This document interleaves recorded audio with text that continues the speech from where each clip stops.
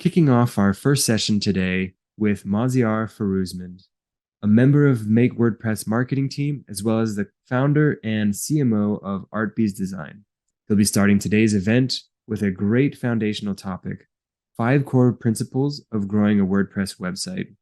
Whether you're building your first WordPress website or you've successfully managed multiple websites throughout the years, everyone wants to grow their website. So please join me in welcoming Maziar. Hello, guys. I'm very happy to be part of this presentation today. As Devin said, I'm going to talk about a very interesting topic. But first of all, my name is Maziar Firuzmand. I am a co-founder and CMO at ArtBees.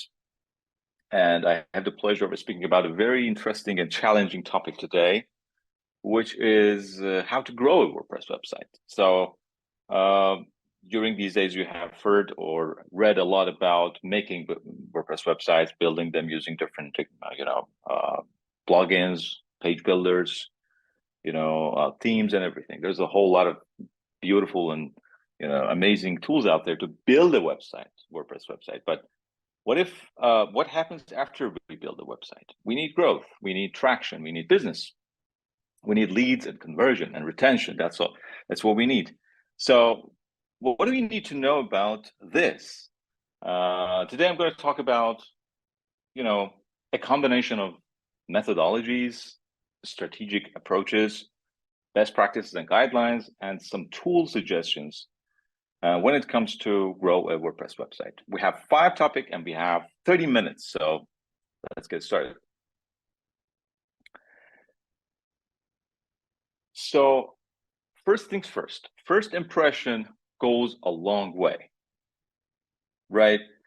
So on their first visit to your website, your visitors do not care about your brand. What they're looking for is the value you offer to solve their specific problems or needs.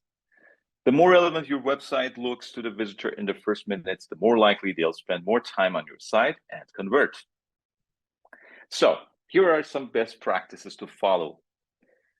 Include visitors' intent in the hero, and welcome your visitors with a personalized greeting. So you see, for example, using a tool called Grammatic, you can put these dynamic keywords in your hero section that can greet people, the visitors, based on their time zone, like good morning, good evening, good afternoon.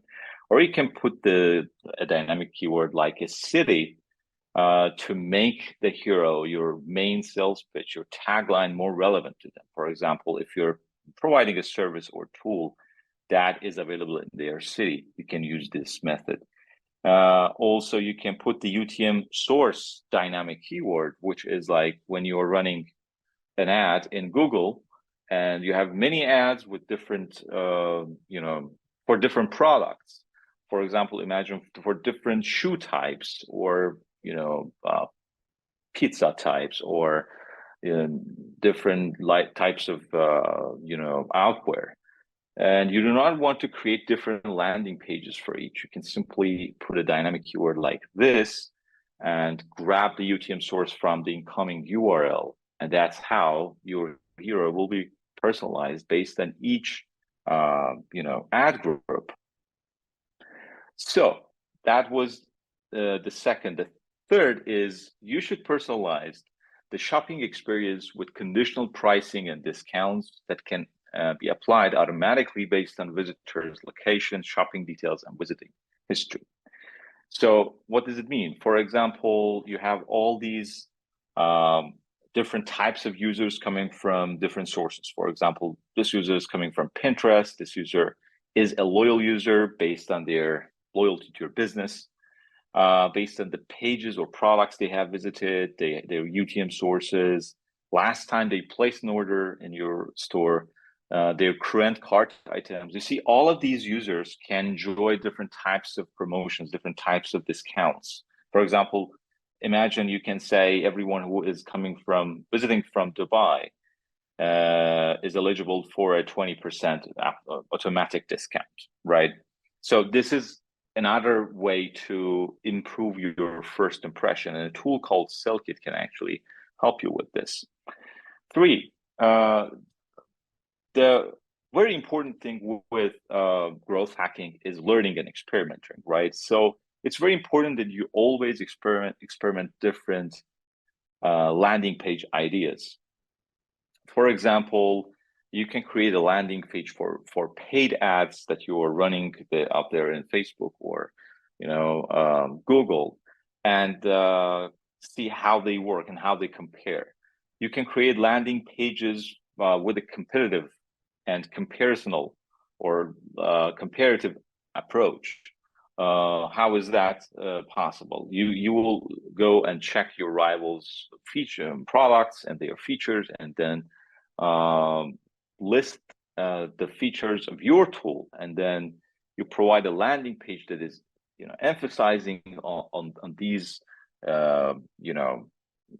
aspects of your tool and how it overcomes or how it actually outperforms the rivals products. And this comparative landing page can prove very, very rewarding if someone is, for example, looking for an alternative for a rival's product. For example, X product alternative. And if you have this kind of comparative landing pages, Google you might have the chance to be ranked very top in results of such a searching query in Google. And finally, returning users. Returning users can enjoy a different or a little bit different landing page if they are treated. They feel good and privileged when they see they're treated differently, and you remember they are actually not a stranger or not a first-time visitor. So for A/B testing and seeing which of these landing pages are working very well for you, you can use. There are many tools out there, but the simplest and the most affordable, in a way, actually completely free. Most of the features we're talking about can be actually used for free. Is Google Optimize, and many of you might have already heard or worked with it. So continue on our 5 topics. We come across the second one, which is very important, and it's about relevancy. So you remember this famous quote, maybe in the 2010s, about content marketing, that the content is the king, content marketing is this, content marketing is that, and stuff like that. So we'd like to take the opportunity to change this to relevancy instead of content. And we have to get permission from Mr. Godin about this as well. In his famous quote, Mr. Godin has said somewhere, marketing is a contest for attention. Now, we want to replace this as well with the word relevancy. Marketing is a contest for relevancy. The whole point of focus in our sales pitch should change from product to customer. Our marketing campaigns should be driven by customer needs and fueled by as much information about the attributes, problems, and challenges as we can together. So we should not put everything we have just to grab attention. Untargeted and generic attention to our product is not useful anymore. We need targeted attention. We need targeted interest. And that is how we can achieve conversion. And we're going to elaborate a bit more about this. So, see, the more aligned our offers are with our customers' preferences over their journey with our brand, the more loyal they will be to our brand over time. Forrester, for example, reports 89% of businesses invest resources in personalization. That's huge, 90% of resources. And customer data is the cornerstone of personalization. So if you want to achieve personalization, we first need to have a very rich pool of customer data. Your mission, actually, the first step of the mission is to collect these clues across all channels, which means the customer data across all channels of interaction, unify them, analyze them, and put them into good use. That is how we can find different types of customers or leads that we have, and we can treat them the way they deserve based on what they are interested in. So there are tools like Grammatic and Active Campaign, and many others actually, who help you collect customer behavior across all touch points and deeply segmentize to be used in your marketing campaigns. A whole lot of CRMs out there and many items, but these two are also recommended. And that was about the first step of making personalization in our website, which was segmentation. Now, another facet, another form of relevancy is actually content marketing. So content is not the king. Relevant content is the king. Content marketing is a huge step towards relevancy in the early stages of customer journey when they are considering a solution for their problem or need. By providing useful content for people who have not yet subscribed or purchased, you're filling the gap between them and your product. Before you fill this gap, they won't trust you. They may just bounce to consider your competitor.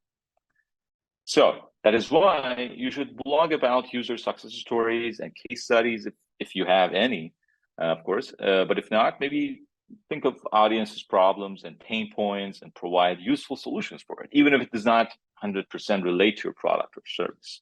Just so you have helped them with some issues or problems they have, you can just write about a solution, and that will go a long way.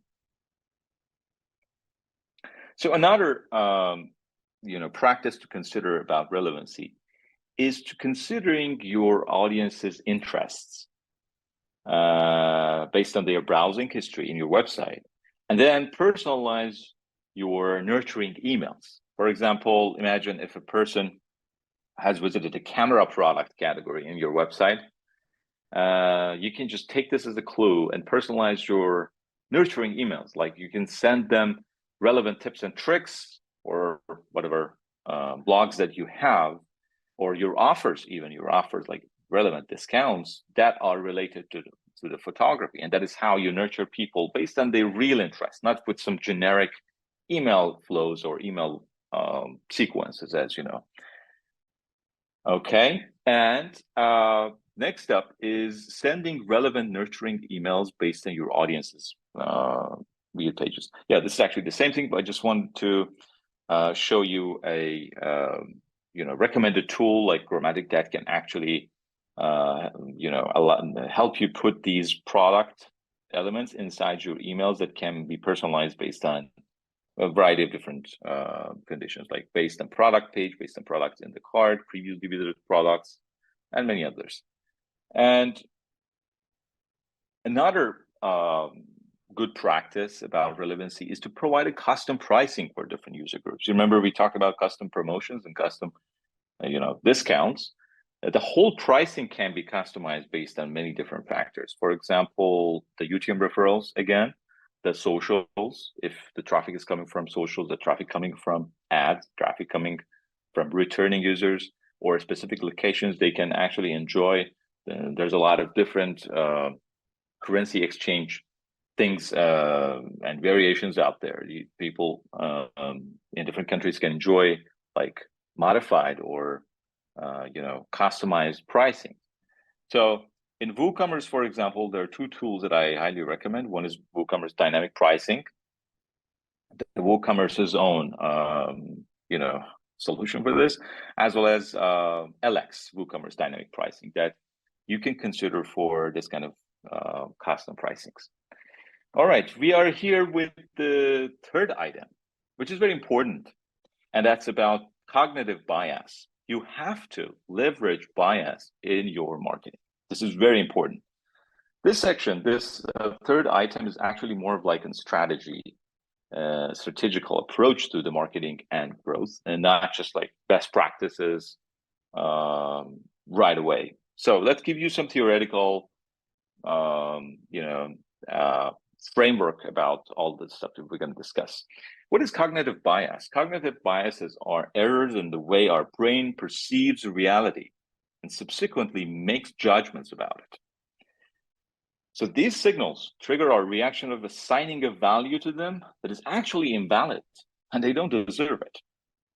Right, I know this is hard to understand, but this is how our brains are functioning. You see, you just feed brain with manipulated message, and brain will process it with misjudgment, and then you will get your desired action. This sounds like evil, but this is how actually sales and marketing works. Like, this is the infrastructure of nearly all sales and marketing tips, some of which we will actually discuss here.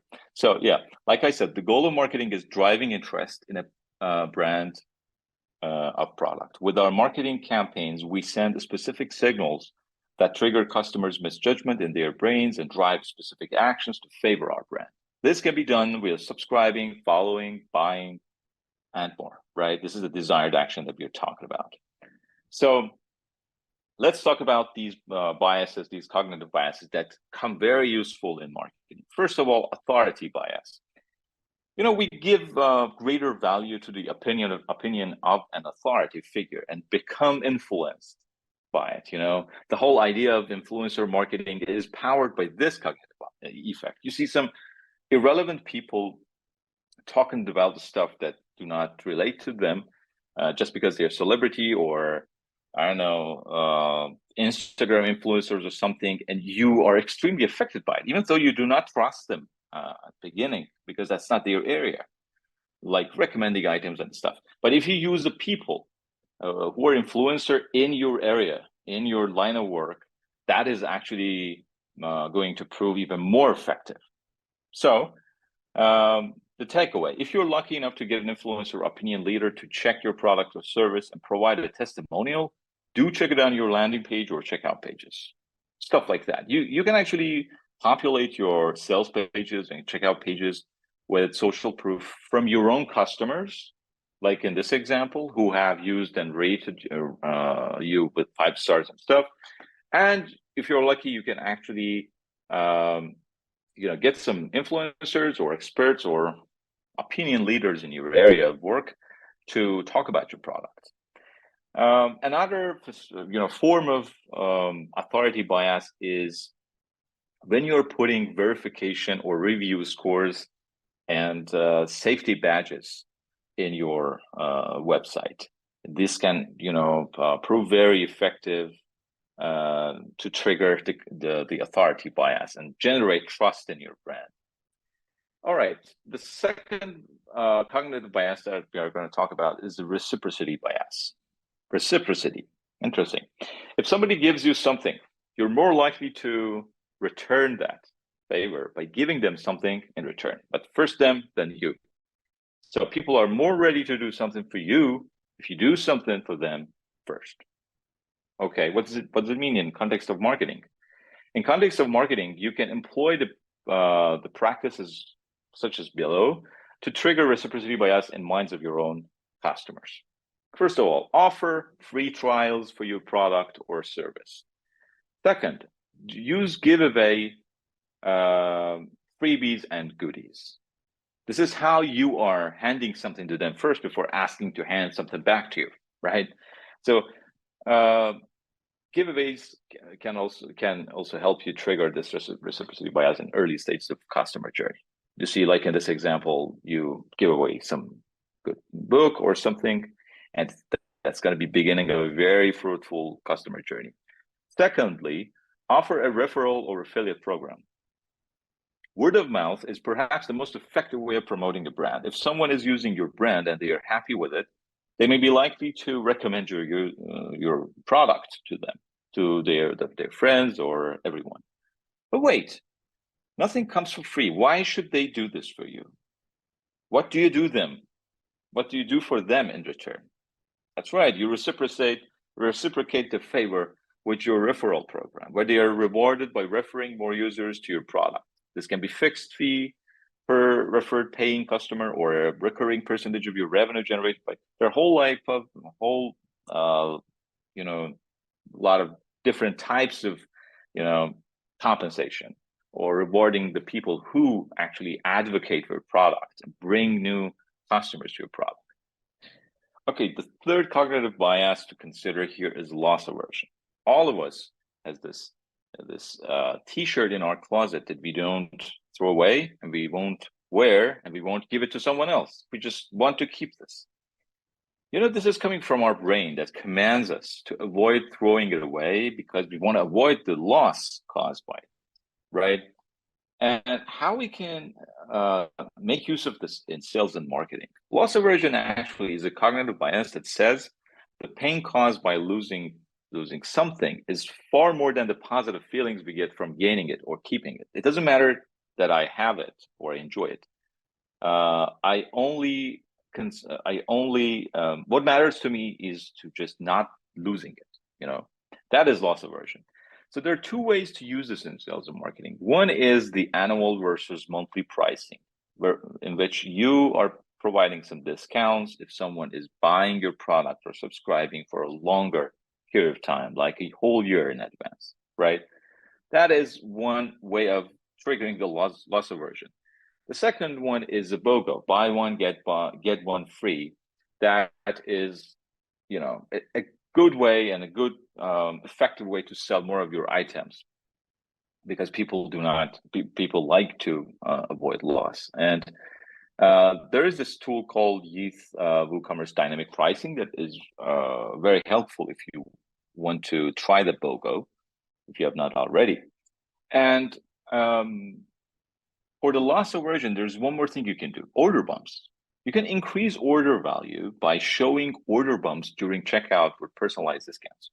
Order bumps is something that you are showing in the checkout form, right there in the below of the checkout form.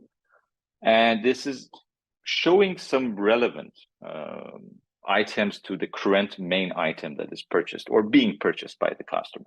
For example, somebody buys a software, and you're providing an antivirus, or somebody's buying a dumbbell from your online store, and you're suggesting them a whey protein, right? So this is very effective, and this is actually a good way of providing the loss aversion if you add some extra discounts to the offer as well. For example, hey, buy this 2-year protection plan with your purchase, 50% off the actual price, and it's exclusive to you.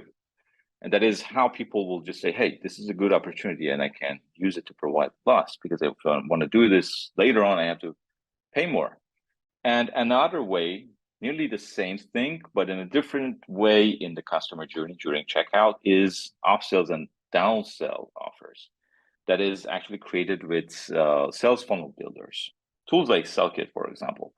You can boost order size further with upsell and downsell offers right after the pay button is clicked. For example, I'm buying the office files and I'm suggested an upsell to buy plastic folders too, and I reject it. And then I'm recommended a downsell, which is like a pencil pack.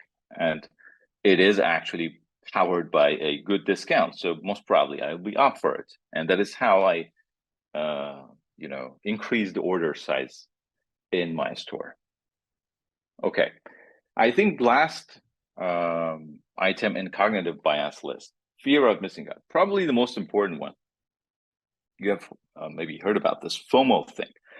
FOMO is one of the most widely used forms of cognitive bias in marketing campaigns nowadays. When you see there's a window of extra value, we are fearing to lose that, right? Let's give you some actual examples about this. For example, all the time box discount campaigns and flash sales out there that urge you to place an order within a specific time frame, they're actually utilizing your brain's FOMO bias. So what to do? Create time box campaigns or flash sales and display a pop-up with countdown like this on your landing page. There is a tool called Trust Post that can be very helpful with this kind of pop-ups. Or showing these social proofs, real-time social proofs, such as these that you have seen in Airbnb and Booking.com, this kind of listing websites, very well use it.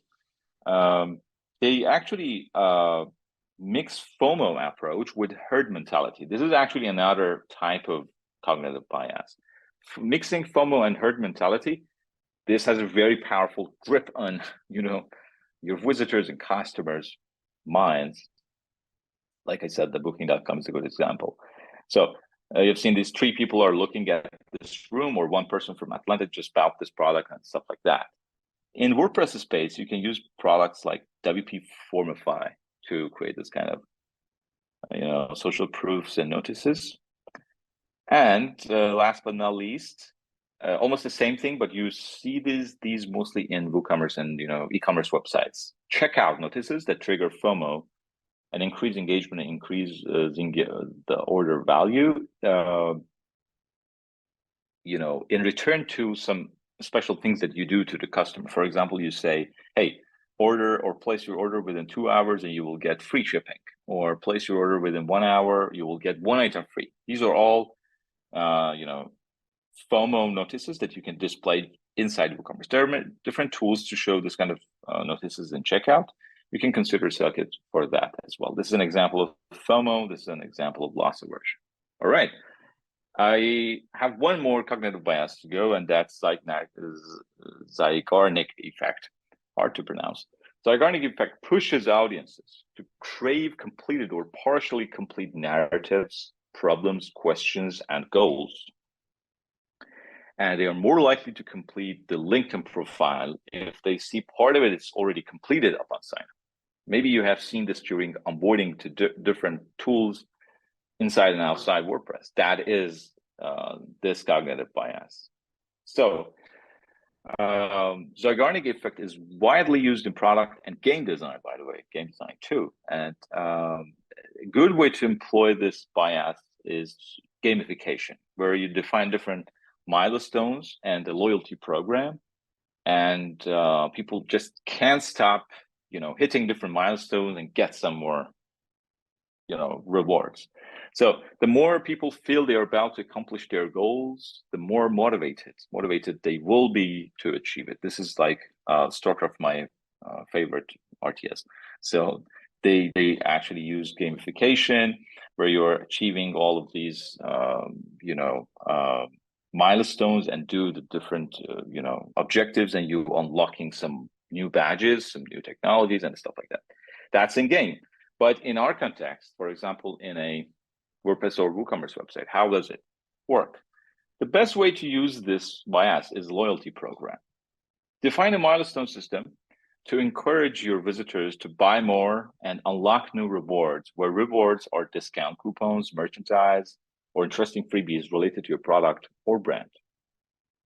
For example, you see you're showing the pop-ups or sending them emails along the way about the plans or the tiers they just unlocked and what they are getting in return. And you can actually personalize your website, maybe, if you consider that for your loyal users or based on the tier they are currently located at. And by the way, youth WooCommerce points and rewards can be useful to create loyalty programs in WooCommerce as well. Okay, we're done with the third practice. The fourth practice is about retention. Retention is better than acquiring. So here's some facts to consider before we go into the details. You lose about 22.5% of your subscribers every year, according to Marketing Sherpa. Meanwhile, according to Adobe, 40% of your revenue comes from repeat customers. And finally, as the book Marketing Metrics suggests, businesses have a 60 to 70% chances of selling to an existing customers, while the probability of selling to a new prospect is only 5 to 20%. So what does it all mean? That means earning a customer is extremely hard, and it's better to attempt to keep the existing ones around by all means instead of trying to acquire new ones. So here is some suggestions. Show tempting on-exit pop-ups before a visitor bounces. So you're buying a lot of ads, you're spending a lot of money on marketing and ads and advertising, and you're bringing some clicks, some traffic to your website, and people just bounce right after they arrive at your landing page. How about we just,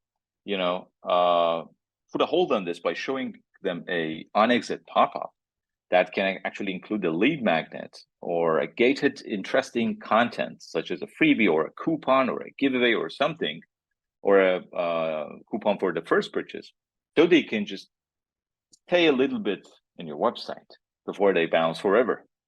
There are two tools like HubSpot and Grammatic that can help you with this kind of on-exit pop-ups. Okay, Next up, use an omni-channel approach to define a comprehensive and more effective workflow to battle cart abandonment. Cart abandonment is not just an email anymore, a follow-up email. There's a lot more you can do. A cart abandoner is more likely to ignore your one-size-fits-all follow-up campaign as compared to a tailored outreach with their personalized information, material, and offers. This is a good follow-up. For example, you see, we have this is a workflow created by Grammatic. For example, you are saying if someone is leaving a cart for 12 hours, then send them a first email and then personalize the page with a different type of content, probably with the items that they have left in the cart instead of some generic landing page product lists. And after these two are done, then wait for 24 hours. If still the cart is not checked out and the order is not placed, which means like 48 hours, then send them a second email offering a 10% discount. This is a workflow, but a cross-channel workflow. So yeah, with the cross-channel approach, the cart abandoner not only will receive a follow-up email, but also in their next visit to your website, they will see a different version of your homepage and a pop-up including the abandoned cart items.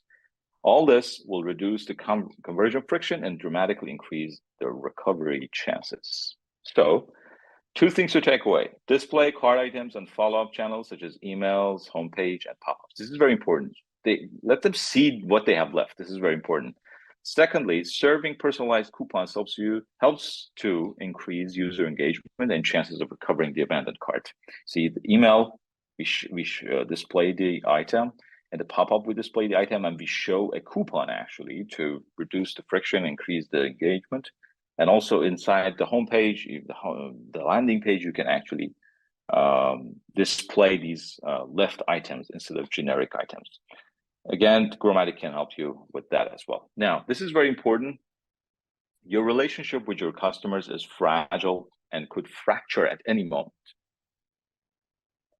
And actually, Michelle Moore, the author of Selling Simplified, says not following up with your prospects is the same as filling up your bathtub without first putting the stopper in the drain, right? So one of the biggest turnoffs for a customer is the awareness that they are being marketed to. But approaching customers with a personal pitch gives them a sense of recognition and privilege and makes them more likely to reconsider you. So here's a tip. Hey, first name is not considered a personalization anymore. Since everyone else is doing it, nobody cares about it anymore. Personalizing your promotions means you should reach out with highly relevant offers related to the customer journey stage. And one good method to find people based on their loyalty is RFM segmentation. This is actually very useful for WooCommerce and e-commerce websites. RFM segmentation allows you to accurately group your customers based on their purchase behaviors. It sorts them according to recency, frequency, and monetary metrics. So the people or the customers in the intersection of these three areas are your VIPs, actually. You have to acknowledge it and you have to be very careful with them. So yeah, RFM segmentation is a great way to group your users based on their loyalty and send them, this is important, send them relevant promotional campaigns. This gets a different email than this. This gets a different follow-up than this. So that is how RFM segmentation will prove useful. And your marketing automation solution should either have RFM segmentation filters to be used when targeting marketing campaigns, or you have to use two different tools, one for segmentation and then exporting those users or tagged users to another marketing automation solution or email marketing solution. And here are some few examples about the way to retain customers. First of all, express your gratitude to current customers by sending personalized thank you emails to those who place a higher number of orders. Secondly, encourage more purchases, offer them a free discount coupon, and recommend products they may like to buy next. Suggested tools are MailPoet and Klaviyo. And you see here the sample. Send an email, possibly with a gift on customer's birthday. This is very important. Grammatic, Klaviyo, and MailPoet can help with that. And many other tools, actually. Send a follow-up email to slipping users with a well-worded and personal email. You may also surprise them with a bonus. Again, Mailpod and Klaviyo can help with this. Calendar occasions such as Black Friday, Thanksgiving, Cyber Monday, Valentine's Day are all a perfect way to boost your relationship with the customer. Serving personalized and relevant offers in these occasions will boost the user engagement and loyalty. You see here are some examples, and we're done. We're done with the first four. The fifth and last, item, topic to discuss is actually very important, without which all the other stuff that we have been doing in the last 4 steps and everything we're doing in the growth and marketing is just gone into waste. If we do not do this properly, this one, which is about learning, you have to remember that growth begins and ends with learning. A marketing campaign should always follow a threefold cycle: build, measure, learn. You have to build a small and then measure the results and learn from it. Measurable marketing projects is a vital approach to learning and improving your marketing skills. The day you think your product has achieved the ideal is the end of its story. Learning from the evaluation of what you created helps you to get in control of your marketing and assists you discover the cracks in your strategy. Just here's some best practices about what to do and which way to go when reading your analytics. You have to choose the right metrics when assessing general growth performance. So there are 3 qualities that the right metric should have. First, it should be comparative, not absolute. Second, it should be actionable, not a vanity. And third, it should be leading, not lagging. For example, instead of total traffic, we should say generated traffic, because total traffic is probably a good number and it's just triggering the vanity satisfaction. But if you say generated traffic, which means the result of, it means in result of some marketing activities or efforts that we have put, this is the result.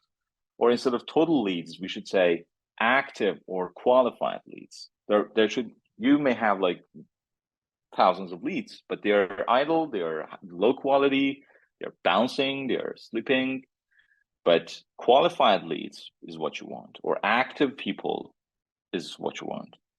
Again, the total churn rate, for example, instead of this, you should say Q4 churn rate, or total revenue, you should say ad generated revenue, the revenue that is a result of your marketing activities. So you have to measure the generated value for individual campaigns specifically. For example, every marketing campaign that you send, for example, the cart recovery workflow that we were talking about, our marketing automation tool should be able to show us the direct value that we have got from that campaign. For example, the revenue that it generated or the amount of carts that it helped us recover, along with the usual engagement things that is actually there by default. You have to read them as well, like the number of total email sends or open rate or click rate and such. So one thing to summarize all about the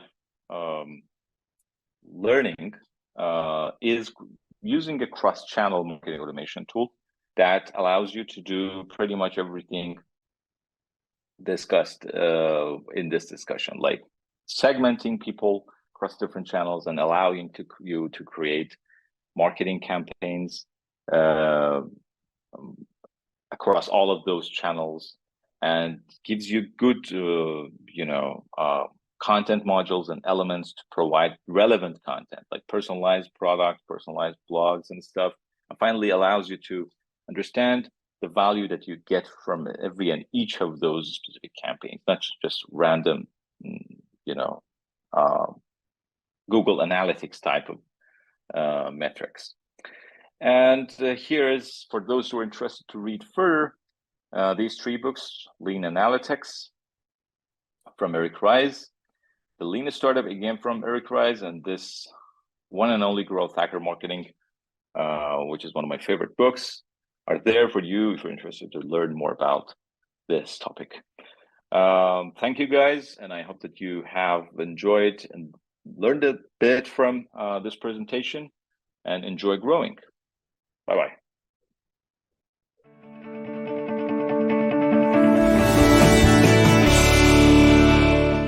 Thank you so much for joining today. We've got a handful of questions and not a ton of time, so we'll try to get through as many as we can, okay? So Sure. The first question comes from Edna, and she asks, could you talk about the best ways to find customers' pain points? I know you talked about that a couple of times, but I'd love to get some of your thoughts on that. Sure. That's a very good and important question, especially at the beginning of the business. When you're ideating your business, this is the most important mission. First of all, I recommend a book called Lean Customer Development by Cindy Alvarez. It's part of the Lean Books series, and it's very effective. It literally gives you all the hints about customer development and what you should do and stuff. But I'm going to give you some highlights. First of all, you should do market research and competitive research. You have to keep an eye on the competition to understand what they are doing to address the problems and the solutions they provide for the pain points of your vertical. Also, you can check the customer reviews for the competitors. For example, your rivals, customers are, complaining about a problem. In the reviews, you can understand that's a pain point, and maybe that's the way to go for you and your product. Needless to say that searching in your own vertical in Google is actually the primary and the first step. You have to see all the blogs and all the, especially ranking results in your vertical to understand all the discussions, all the stuff that is being talked about in your vertical. And you will obviously understand the main problems and the pain points that are yet to address by a possible product. After you have developed the product, you should actually keep an eye on the customer support. Customer support is the front line of your interaction with your customers and your users, maybe. That gives you a lot of hints, priceless hints about what to do, what's next to do. And I think this sums up the main highlights. Awesome. I think that's super helpful. And to give an example, I've seen someone use that in practice where they'll look at the review and maybe if it's like a clothing line, something will say like the material felt cheap, that gives you the opportunity to say, okay, maybe I invest a little bit more in some higher end material and I can do something of a similar nature. But yeah, I think that's incredible. That is a great example. Exactly. Yeah. Someone else asked, they said they're an author. So a lot of the things that you covered were amazing, but they seem like they touched on multi-product business models. The upsell, the downsell, things like that. Right. JR asked a question, is there direction if they're just selling one book at a time to share with others? So maybe they can't think of something as easily to do an upshare or an upsell or a downsell. I'm curious if you have any guidance on just a direction for them to go in. Well, yeah, absolutely. Actually, now that I'm thinking of the sales funnel vertical. If you please make sure to check this at some point. I don't see the name of the author of the question, but anyway, I do recommend to check the sales funnels for a while, and after a couple of days, you will see the ads coming from the authors of books in sales funnels. Some of them are actually a little bit infamous because of their pushy marketing and sales techniques. All the videos they have, they're actually selling one book, but they are talking about it with like perfectly produced videos with some very high and pushy, marketing tone. Shooting next to their private jet and bringing some influencers from their vertical, to provide some, social proof and stuff. What they do is actually also selling a book, but they have sold it millions of copies, and you can see that from their Amazon profile or all the, statistics that they provide, which we assume is correct. But there's a lot that you can do. You can bring social proof from the influencers in your area. You can come into deals with influencers to recommend you on social media. These are the easy things to do. Actually, the most important thing that you should do is to actually blog about your book, blog about the niche that your book is about, right? Whatever questions your book is answering, whatever solutions your book is trying, problems your book is trying to address, all of them are worth talking about, right? So you have to first talk about the problems, and at some point even give them some of the solutions inside your post, and then at the end you can just invite them to read more, or learn more about this inside the book. Gated content, which I also mentioned in my talk, is also a good way. That is actually that doesn't need like multiple inventory items and stuff. Gated content is a good way to grab signups, right? You can give a PDF, like a light PDF version of your book in return for an email, and then you can start nurture them. Give them different hints along the way, and at some point maybe some coupons to at some point buy your book. And also, finally, I can say the sales campaigns are also effective and uh, useful in the book selling, let's say, industry, the books industry. You can actually provide discounts in like relevant calendar occasions, and that's going to prove useful as well. That's awesome. Thank you so much for that. Short on time, but there's a lot of questions pouring in. Before we end, I'll make sure that you can tell people where they can find you on Twitter or whatever. But one or two more questions before that. One of the parts that I particularly enjoyed was when you talked about customer segmentation and using those data points to really identify and customize the customer experience. If someone is a newer business that's just getting started, can you give a little bit of information or maybe some advice on how they can go about getting those data points that they can use for customer segmentation down the line? Sure. Actually, when your business is getting serious, you have to learn about the customer, the way they're using your product, and not just at the beginning and when you're acquiring them, but also along the way, along their journey with your product. And that's when you're going to need the CRM, right? You're going to need a system that is collecting some of the information and within the confines of the law and GDPR and everything. And then you make use of them to properly target them with what you think they might like and might be interested in, right? So there's a whole lot of, different products out there, CRMs, like countless number of them that you can actually use. And there are different versions, from the beginner to very advanced, from the DIY to the enterprise, all of them. But if you think that it's too much for you, and your business is not in the right point where you can just get a CRM for your business yet, WooCommerce itself, WordPress itself, actually gives you some some of the functionalities that you can use to just grab the basic information and use them for your email marketing. You will not have some of the advanced features like SMTP emails and stuff, but still you will be able to make targeting and segmentation to some decent level based on the stuff that your subscribers enter during the signing up in your website in the sign up form. But like I said, if you want to keep an eye on their behavior along the way, there's a whole lot of discussions and products about this out there that allow you to just understand their behavior, to tag them based on the stuff that they do, and then use those tags to talk to different digital marketing automation products and run all different types of campaigns. Awesome. That's incredible. Thank you so much for your presentation and for your time for the Q&A. Closing question, and if you want to end by telling people where they can find you on Twitter, social media, that'd be wonderful.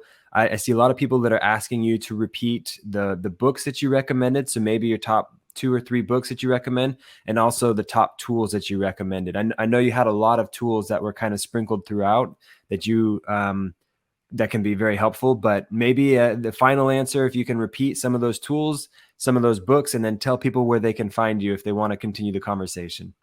Sure, Devin. I'm on Twitter and LinkedIn. That's where I hang out most. About the books, I think I don't want to,